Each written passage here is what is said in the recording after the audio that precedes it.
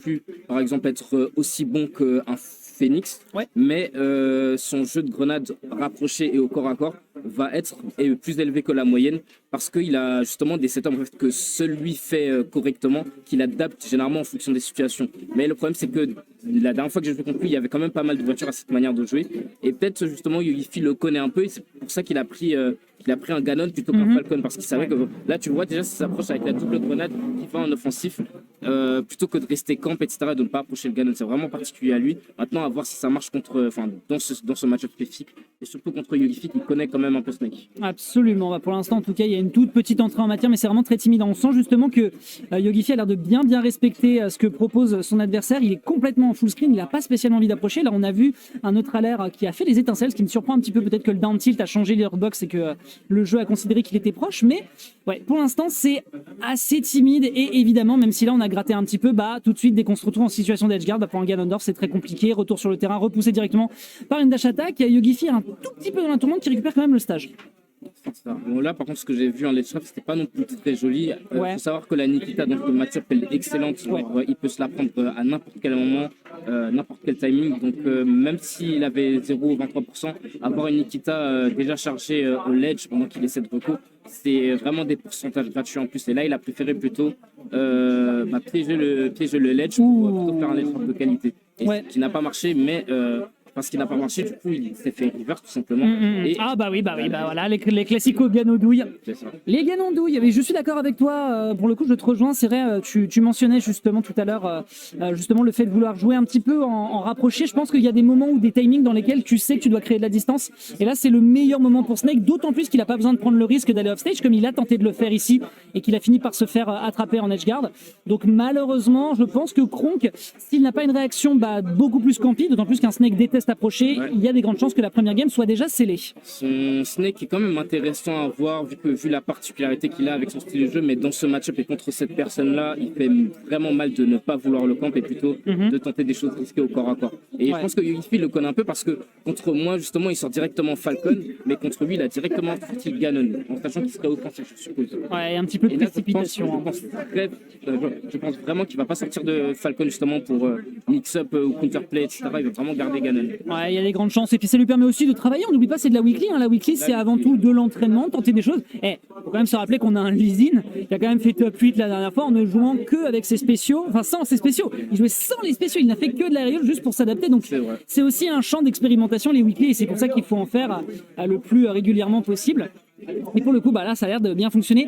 Kronk, c'est a priori, je pense, un peu précipité sur la dernière interaction parce qu'on a vu qu'il avait bien dit high out, dodge out après ce side B. Malheureusement, il a foncé un peu dans le tas sur le down smash. C'est dommage. On verra ce que ça va donner pour la suite. On décide de partir sur un Game & Watch. J'ignorais qu'il en avait un.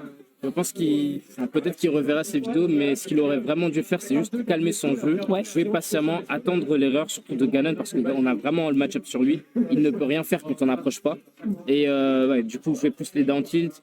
Quand il saute beaucoup, à la limite le up smash ou alors le up tilt qui est un très bon anti aussi. Mais voilà, il n'a pas voulu essayer de chercher une bonne adaptation, il a préféré directement le counter pick.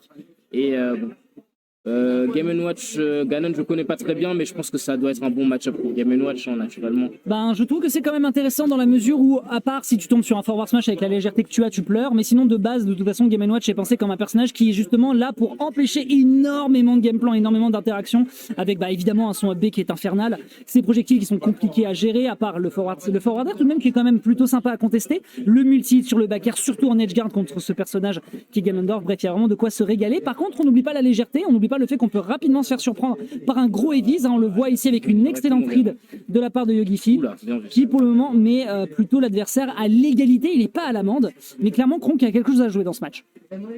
Là, c'est clair que c'est déjà beaucoup plus serré. Oh, mince. Et il gère correctement les tries. Game & Watch of stage. Game & Watch of stage en force, grosse force. Là, je ne sais pas comment il va remonter. C'est clair que là, c'est beaucoup plus difficile. Il abuse bien des phases d'avant. Du désavantage de Ganon, qui est du coup un des pires du jeu. Le perso, il est énorme. Très bonne read. Donc là, ça revient even. À 2 reprises. S'il ne se ressaisit pas, clairement, ça peut être une très bonne game pour une seconde game de plus pour Yogifi. Ouais, à surveiller pour l'instant. Il a quand même un petit peu, comme tu dis, des phases où il est bon parce que justement, il exploite ce que Yogifi, malheureusement, va peiner à faire, à savoir se dépatouiller quand il est en situation de juggle. Je pense que c'est vraiment un personnage qui va avoir du mal. Tu peux pas te permettre de faire bêtement un down B. Ça peut marcher, mais pas 2 fois. Et pour le moment, en tout cas, on gratouille, mais on a un peu plus peut-être de patience, dirais-je. Dommage, l'invincibilité, c'est au début du move du up smash, pas sur la fin. Et pour l'instant, il est en train de peiner, disons-le.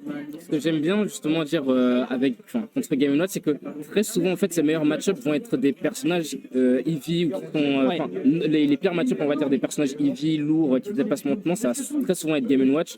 On en peut discuter par exemple avec Lunder qui lui joue Dr Mario. Et lui comme moi c'est notre pire match-up Game & Watch. Mais j'aime bien dire c'est qu'à partir du moment où le personnage a des grosses options pour tuer rapidement, il y a toujours en fait une chance de faire quelque chose de correct et puis de douiller aussi dans ce genre de circonstances.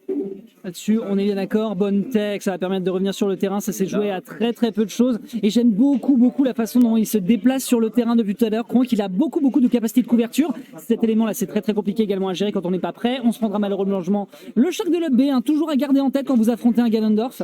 Mais surtout, sa façon de se bouger sur le terrain avec son down smash qui fait une très bonne couverture. Le up smash qui est tenté à plusieurs reprises parce qu'il sait que c'est du kill setup. Malheureusement, pour Yogifi, c'est beaucoup de pression à prendre parce qu'il y a beaucoup d'interactions qui sont proposées par l'adversaire. Et il est obligé de jouer comme une petite souris dans un petit stage finalement. Et Yogifi le voit tout ça, on voit vraiment qu'il essaie de prendre le plus de pourcentage possible avec les options les plus fortes de Ganon. Et il sait maintenant qu'il peut foncer dans le tas. C'est très bien ce qu'il fait, c'est très bien comment il fonctionne. Donc il sait que le match-up il est mauvais, il va abuser des options fortes de son perso pour regagner justement les pourcentages qu'il perd et le tuer assez rapidement. C'est vraiment comme ça que le match-up se joue pour une personne qui a un mauvais match-up contre Game & Watch tout simplement. Même avec Snake, c'est son pire match-up, mais j'ai quand même des tilts, j'ai quand même des options qui permettent de se débrouiller. Oui, puis on n'oublie pas, on est souvent habitué justement avec justement des personnages qui ont un gros kill power. Le retour sur le terrain, il n'y a juste pas besoin d'aller dans la dentelle, sauf si l'adversaire, il y a eu une bonne stratégie pour contrer l'intangibilité. On le voit, même toi avec Snake, on t'a déjà vu faire des down smash, on t'a déjà vu faire des énormes moves pour prendre des kills par surprise. Et là, c'est ce qui a été fait. Et encore une fois, exploitation du match-up, on prend pile poil sur le bon moment et ça prendra un 2-0 alors que pourtant il était un peu dans la mouise, disons quand même les choses. Les options fortes tout simplement. Options fortes et au final il a attendu juste le temps de l'air dodge.